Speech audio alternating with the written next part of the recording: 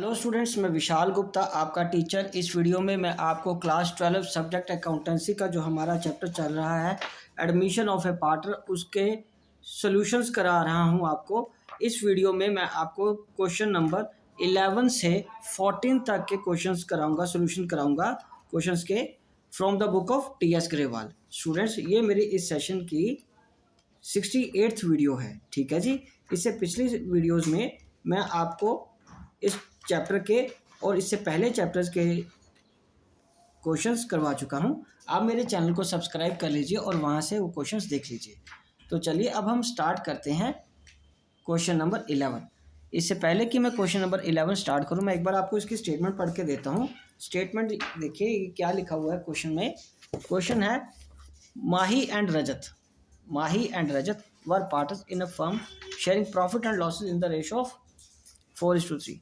They admitted Kripa as a new partner. Kripa brought 60,000 as his share of goodwill premium, which was entirely credited to Mahi's capital account. मतलब उसको जो भी share मिला है वो किससे मिला है? माही से।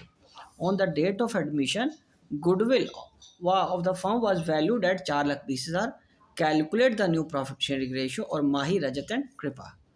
तो इसमें हमें सबसे पहले क्या करना है, उन पार्टनर्स की रेशो लिख के रख लेनी है। ओल्ड पार्टनर्स की, ओल्ड पार्टनर्स कितने हैं हमारे पास? 2 हैं। पहला पार्टनर ओल्ड कौन है? माही, और दूसरा कौन है? रजत। तो उनका नाम लिखिए हुए, माही एंड रजत, माही एंड रजत, ठीक है जी। ओके, तो इनकी ओल्ड रेशो क्या है? 4:3। उन्होंने कृपा को एडमिट किया, कृपा न्यू पार्टनर। बट इस क्वेश्चन में इंटरेस्टिंग पार्ट ये है कि उसकी गुडविल नहीं, उसका शेयर नहीं बताया, उसकी गुडविल बताइए कि उसको गुडविल कितनी मिली है। गेट्स गुडविल कितनी मिली है उसको? 60,000। And total goodwill of the firm कितनी है? 4,20,000। तो इसके बेसिस पे हम उसका शेयर निकालेंगे, ठीक है। According to this, we will calculate profit share of कृपा। दैट इज, उसका शेयर कितना है? 60,000 का अपॉन 4,20,000 का। ये 4 0 से कट गए तो 1/7 आ गया, ठीक है जी। क्या आ गया बेटे? 1/7 आ गया। एंड एंटायर शेयर, वो खुद बुक में से क्वेश्चन में क्या लिख रहा है कि एंटायर शेयर किससे लिया है? एंटायर शेयर फ्रॉम माही से मिला। उसको किससे मिला है? माही से। तो इसका मतलब अब हमें न्यू प्रॉफिट शेयरिंग रेशियो ढूंढने के लिए ये सैक्रिफाइस जो आ जाएगा वो किसका आएगा? माही का आएगा। अब नहीं आएगा न्यू प्रॉफिट, इसका 1/7 लिख लो। न्यू प्रॉफिट शेयरिंग शेयर, ठीक है, माही का ओल्ड कितना है? 4/7 और -1/7, बिकॉज यही शेयर का सेक्रीफाइस है। जितना उसको शेयर मिला है सारा उसने इंटायरली एक ही पार्टनर से लिया है, तो ये 3/7 आ गया। उसके बाद रजत के शेयर में कोई चेंज नहीं है, वो 3/7 ही रहेगा। एंड कृपा का शेयर कितना है? कृपा का शेयर तो 1/7 है, तो इसको हम कैसे लिखेंगे? माही, उसके बाद रजत एंड कृपा, ठीक है जी। उनका शेयर है 3:1, ठीक है। आप आंसर के साथ मिला के देखिए क्या आंसर इसका। 11th question 3:1। हमें सिर्फ न्यू रेशो ही कैलकुलेट करनी थी, ये आ गई 3।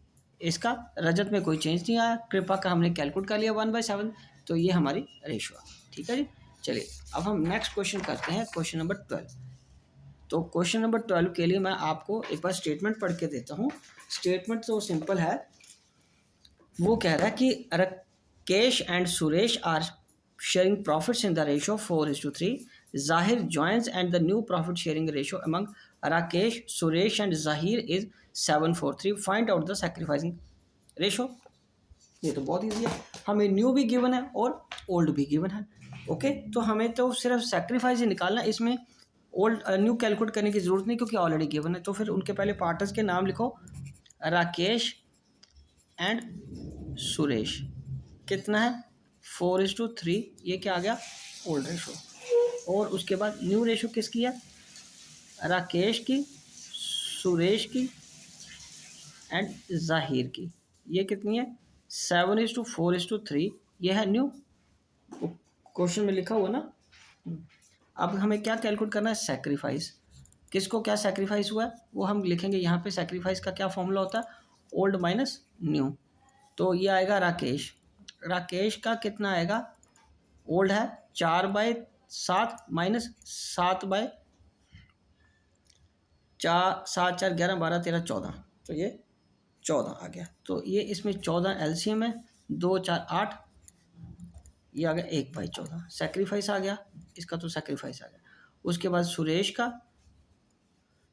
का क्या है? 3/7 माइनस 4/14, तो ये 14, ये आ गया 2 3 6 4, 2/14, अगेन सेक्रीफाइस। और ज़हीर तो नया आया, इसका तो सेक्रीफाइस होगा ही नहीं, तो फिर सेक्रीफाइसिंग रेशो कैसे आएगी? सेक्रीफाइसिंग रेशो किसकी आएगी? राकेश की एंड सुरेश की 1:1। आंसर देखिए यही है।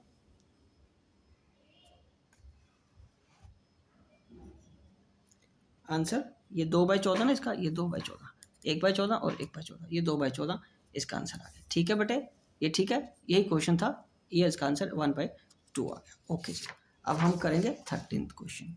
13th क्वेश्चन क्या कह रहा है? 13th क्वेश्चन की स्टेटमेंट ये देखिए, Kareem and Rahman are partners, share profits in the ratio of 3:2. Naval admitted as a partner. New profit sharing ratio between किसकी? Karim, Rahman and Naval 4:3:2. Find sacrifice ratio. ये भी सिंपल क्वेश्चन है, इसमें भी हमें वही करना है जैसे पिछले क्वेश्चन में किया। ओल्ड एंड न्यू गिवन है, सेक्रीफाइस ये तो कैलकुलेट करनी है। तो पहले लिखेंगे करीम की और रहमान की। करीम एंड रहमान, ठीक है, वो 3:2, ये आ गया ओल्ड। और उसके बाद करीम, रहमान एंड नवल 4:3:2, ठीक है। और सेक्रीफाइस क्या आएगा? ओल्ड माइनस न्यू, ठीक है। तो करीम का सेक्रीफाइस कितना आएगा? 3/5, तो ये 4, 3 7 8 9, तो ये आ जाएगा 45, ये आ गया 9 या 27, 5 चौका 20, 7/45। और रहमान का सेक्रीफाइस कैसे आएगा? करीम का सेक्रीफाइस ये आ गया ना बेटा, और रहमान सेक्रीफाइस कैसे आएगा? उसका ओल्ड है 2/5 माइनस न्यू कितना? 3/9, ठीक है। अगेन 45, 9 दूनी 18 माइनस 5 से 15, तो ये 3/45 आ गया। तो रेशो क्या आ गई? करीम की और रहमान की। बिकॉज नवल तो नया आया है ना, तो उसका तो कुछ भी नहीं चेंज होगा, उसका तो गेन ही है, और उसका कैलकुलेट करने की ज़रूरत नहीं, बिकॉज वो तो नहीं है। 7:3 की सेक्रीफाइस रेशो आ गई।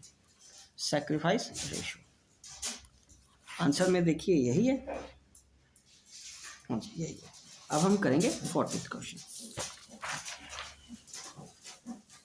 14th क्वेश्चन क्या कह रहा है बेटा? 14th क्वेश्चन की स्टेटमेंट मैं अभी आपको पढ़ के देता हूँ। 14th क्वेश्चन है, A B C are partners, उनकी रेशो ये है 4:3:2। D is admitted for 1/3 share in future profits, find the sacrifice ratio, ठीक है। तो 14th क्वेश्चन में ये आपको पता है कि जब कोई रेशो नहीं गिवन होती तो वही रेशो होती है। ओल्ड रेशो को ही हम क्या मानते हैं? जो सेक्रीफाइस रेशो है। लेकिन मैथमेटिकली भी मुझे आपको कैलकुलेट करके बता देता हूँ कि कैसे आएगा। 4:3:2, डी का शेयर कितना बता रहा वो? 1/3, ठीक है। इसमें लेट टोटल बी 1, तो रिमेनिंग कैसे आएगा? रिमेनिंग शेयर कैसे निकालेंगे? 1 माइनस 1/3, 3 माइनस 1/3 आ गया 2/3। तो ए का न्यू शेयर कैसे आएगा?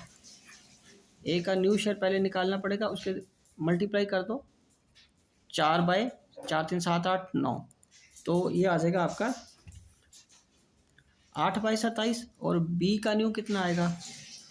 न्यू शेयर 2/3 को 3/4 9 से मल्टीप्लाई कर लो 6/27 और सी का न्यू शेयर कितना आएगा 2/3 को उसके 2/9 से मल्टीप्लाई कर लो 4/27 आ जाएगा।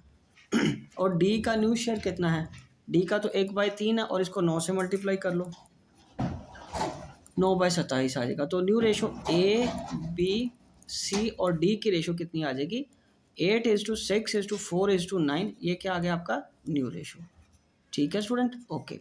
अब हमें क्या करना है सैक्रिफाइसिंग रेशो फाइंड करें। सैक्रिफाइसिंग रेशो क्या है ए बी सी डी की तो निकलेगी नहीं, हमें सिर्फ सी की ही कैलकुलेट करनी है बिकॉज डी तो नहीं आया इसलिए डी की कोई कैलकुलेट नहीं होगी। तो सैक्रिफाइसिंग का फॉर्मूला क्या लगेगा ओल्ड माइनस न्यू।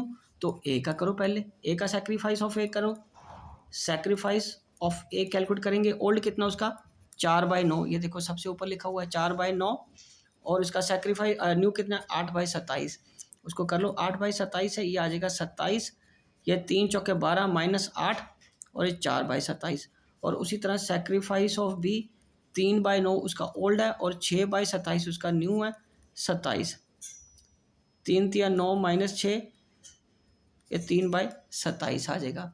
उसके बाद सैक्रिफाइस ऑफ सी 2/9 माइनस 4/27 ये क्या है 27 3 दूनी 6 -4 ये आएगा 2/27। तो सैक्रिफाइस रेशो क्या आ गई 4:3:2 ये क्या आ गई उनकी सैक्रिफाइस रेशो।